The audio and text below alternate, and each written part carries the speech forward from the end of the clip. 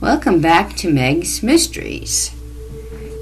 Dance Till You Die, Darling, a murder mystery. It is 1948, the year of President Truman. 12th Street Rag was the #1 song. More daring fashions are appearing. The two-piece bikini was popular, and women are getting more into jobs and not staying home anymore. The arts were also taking off. The New York City Ballet was founded by George Blanchett and Lincoln Kirstein. Everyone was enjoying the theater, and life was good. The same year, a thriller movie came out, The Red Shoes. A ballerina had to choose between love and her career, or death.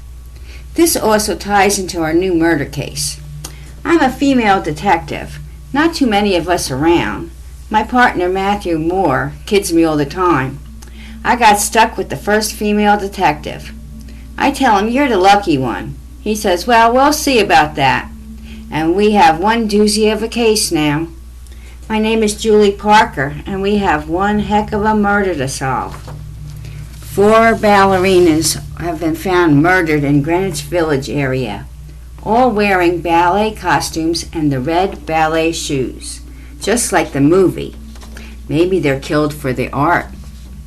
One fell out of a theater window. The second one was stabbed to death and found on a stage in a closed old theater. The third looked like she died of exhaustion from dancing till she died, and the music was still playing over and over. A note said, "Dance till you die, darling." The fourth one jumped into an oncoming train near the theater district, just like a swan dive. All were wearing a ballet tutu, makeup, and red ballet shoes. We were brought into this case by the sister of the second victim, Shirley Lane. She said her sister, Leonora, was a ballerina for a small ballet troupe in the village, and she wants to find her killer. The police have hit a dead end, and she heard we did sometimes work with the New York police and have closed many cases for them. The police always welcome our help, so we're not stepping on anybody's toes. We accepted the case as long as we did it our way. The chief of police, Alex Ryder, agreed we can do it anyway as long as he's in the loop with us. We all worked together to catch this killer. What we know about the victims. Shirley's sister, Leonora, was a ballerina for a small ballet troupe in the village. The others were also dancers, 2 just students of ballet, not working in any troupe yet, but up-and-coming ballerinas with great futures ahead of them.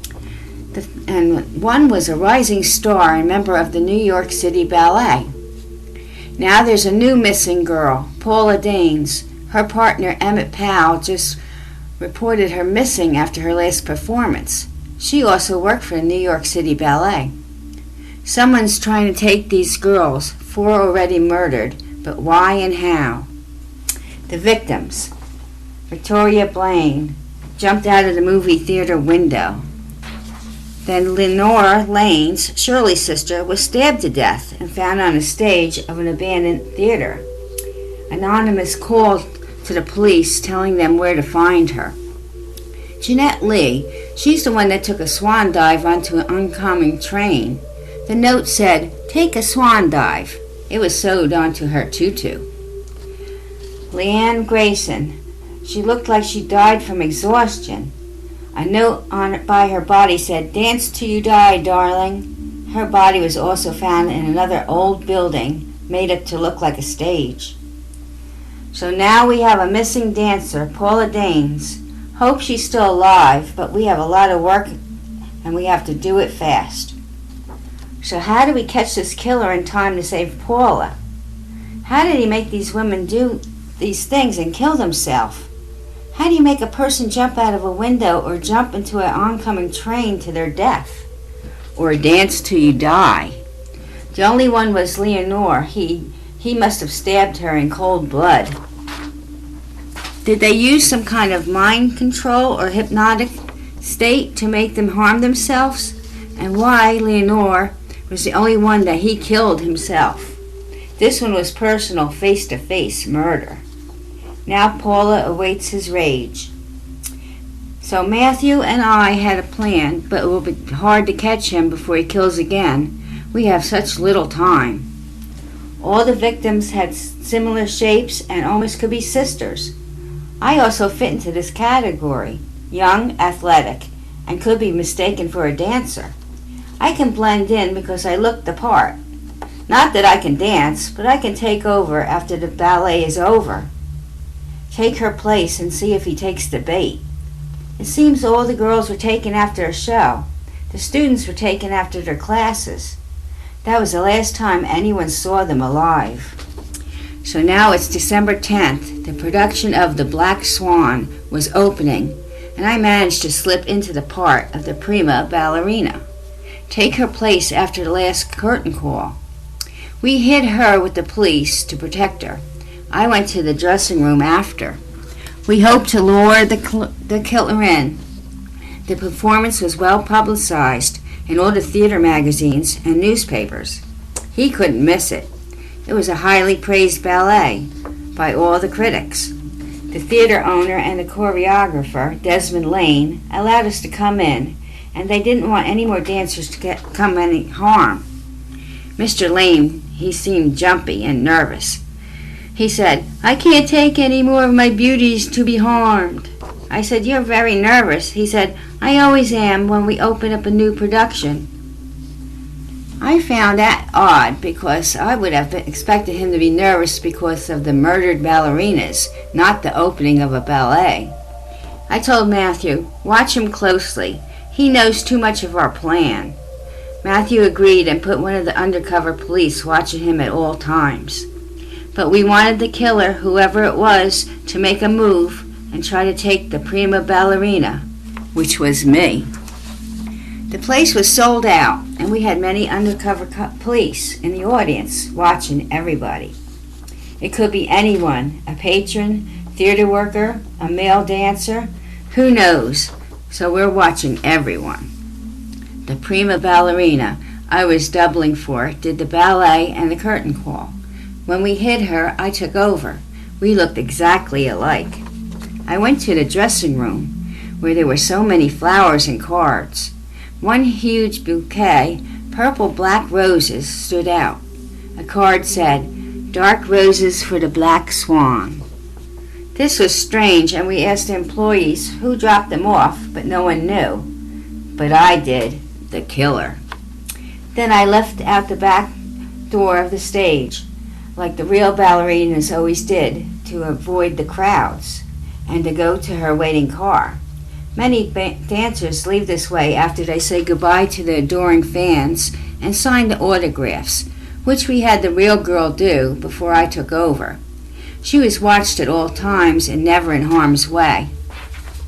I left out the back door, back into the dark alley toward the car, but before I can get to it, a hand grabbed me, covered my mouth, and all went black.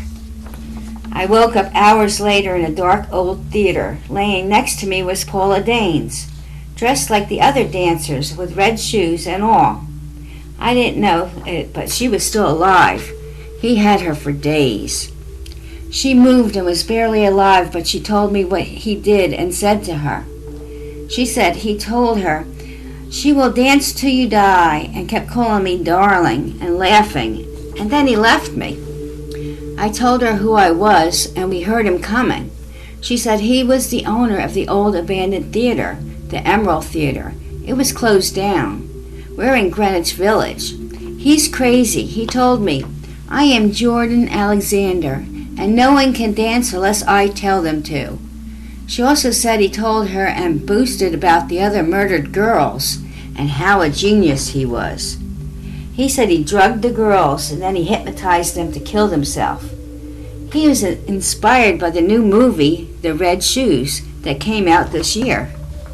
He kept calling me, "Darling, dance till you die, darling," and made me dance and dance till I collapsed. He thought I died and he left me there to find a new victim. I guess it was you. When he came back in, she made believe she was dead. He turned to me and said, "You're next." One down, one to go. "How should you die, my darling?" I said, "Why are you killing us?" He just stood there and said, "You may as well know, but you're not going to be telling anyone my tales." My beautiful wife was a beautiful, talented prima ballerina here at the Emerald Theater years ago. I bought the theater just for her. I did all the choreographing and made her what she was, the prima ballerina of our time. But then she ran off with the dance partner, Eric, before I could stop her. I went crazy with grief and could never find them. I lost the theater, I lost my life. I was a bitter man, but I was moving on till this day, and the movie came out, The Red Shoes. It was the last ballet she had ever done here at the theater. You know, it was a ballet, not just a thrilling movie like this one. This is a poor imitation of the real ballet, but it gave me some ideas. It gave me the inspiration to kill the dancers and take my revenge. I couldn't kill her, but I can kill the ones that look just like her, all young, beautiful, and talented. So that is why you're here, and all the other prima ballerinas will know the same fate. They'll dance no more. So how shall you die, my darling?